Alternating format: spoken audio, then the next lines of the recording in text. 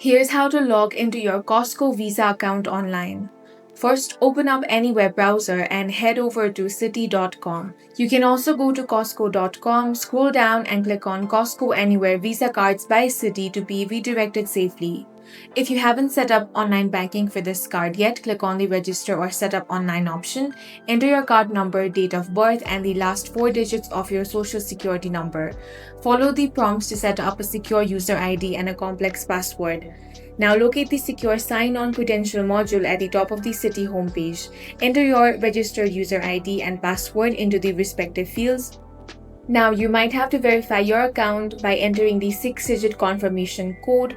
After that, click on the blue sign on button. Your portal will instantly load, allowing you to pay your credit card bill, download past monthly PDF statement, monitor recent transaction, and check your accrued annual cashback rewards. That's all for this video. If you found it useful, make sure to hit the like button and subscribe for more videos like this.